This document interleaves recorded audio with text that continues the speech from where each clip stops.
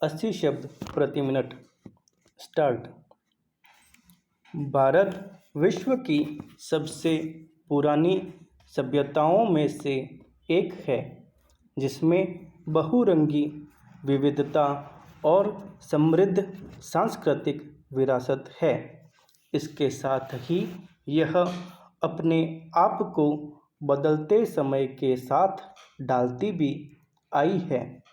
आज़ादी पाने के बाद भारत ने बहुआयामी सामाजिक, आर्थिक, राजनीतिक बदलाव की जो कहानी लिखी गई है, उस कहानी का अधिकांश हिस्सा युवाओं के नाम रहा है। कहते हैं कि युवा जिधर चलते हैं, जमाना उधर का रास्ता ही अख्तियार कर लेता है। वैसे भी विश्व इतिहास का अमूमन हर दौर इस बात का गवाह रहा है कि बदलाव की शुरुआत युवाओं से ही होती है। वक्त के मुताबिक युवा यह समझते हैं कि कैसे एक साथ होकर विकास का रास्ता तय किया जा सकता है। जब बात देश और समाज के निर्माण और विकास की बात हो, तो इसमें युवाओं की भागीदारी के बिना यथास्थिति में बदलाव की उम्मीद बेमानी होती है। हालांकि यह युवा ही है जो किसी बदलाव के जड़ हो जाने और उसके बाद यथास्थिति के हालात को तोड़ता है। वह समझता है कि अगर बदलाव किसी भ्रम का हासिल है, तो उसके नतीजे दीर्घकालिक महत्व के नहीं होंगे। जाहिर है, जो युवा पुरानी यथास्थिति को तोड़कर नई राह बनाता है, वह नई परिस्थितियों में पैदा हुई जड़ता को भी तोड़कर नया युग रचता है। आज भारत कृषि के क्षेत्र में आत्मनिर्भर बन चुका है और अब दुनिया के सबसे औद्योगिकीकृत देशों की श्रेणी में भी इसकी गिनती की जाती है। विश्व का 7वां बड़ा देश होने के नाते भारत शेष एशिया से अलग दिखता है, जिसकी विशेषता युवा शक्ति है। हालांकि कई बार युवा अपनी क्षमताओं का इसलिए सही उपयोग करने के बजाय नकारात्मक दिशा में अपनी ऊर्जा लगा देता है, जिसका परिणाम खुद उसे भी भुगतना पड़ता है। ऐसे में युवाओं को प्रेरित करने में समाज की मनीषियों और चिंतकों की महत्वपूर्ण भूमिका होती है। ये मनीषी और चिंतक युवा शक्ति के लिए सदैव प्रेरक होते हैं, उनके लिए प्रतीक का काम करते हैं। कई बार युवाओं की ऊर्जा को सही दिशा में मोड़कर इतिहास बना देते हैं।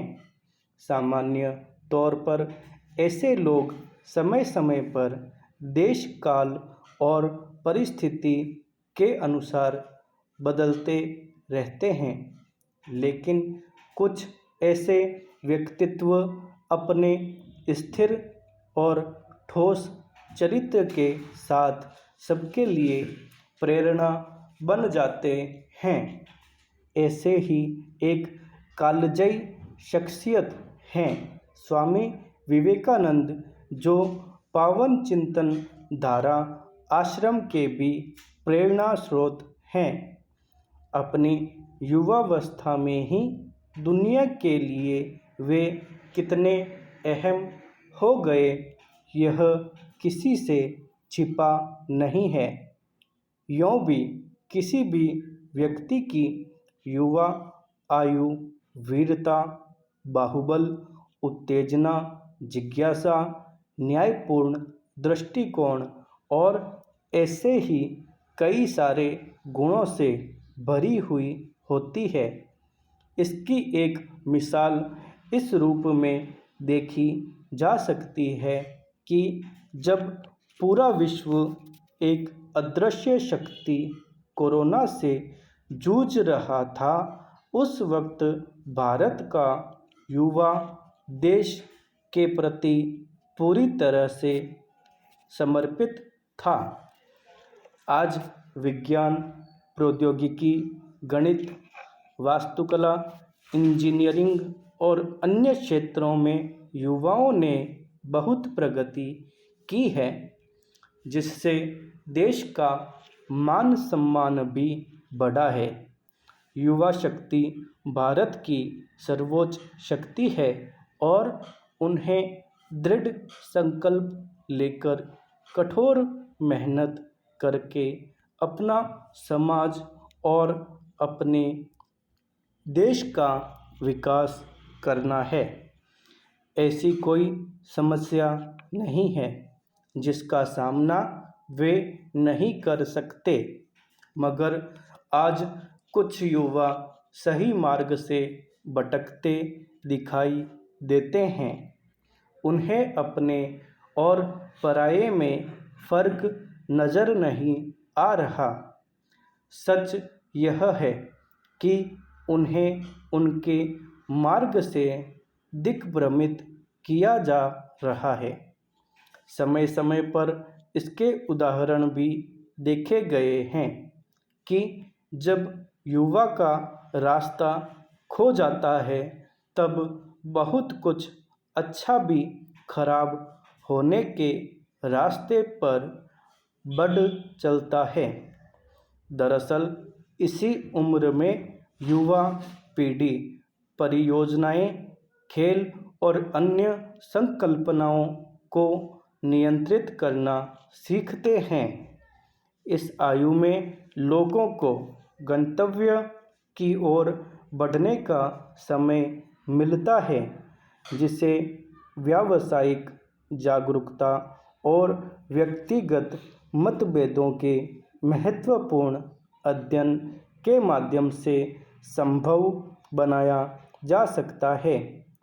आज युवाओं को खुद सोचना समझना चाहिए और विचार करना चाहिए कि हम ऐसा क्यों कर रहे हैं, जिससे अपनी ही मान मर्यादा खंडित हो रही है। आज धर्म के नाम पर युवाओं को लड़ाया जा रहा है। ऐसे समय में युवाओं को स्वामी विवेकानंद के विचारों का अनुसरण करना चाहिए।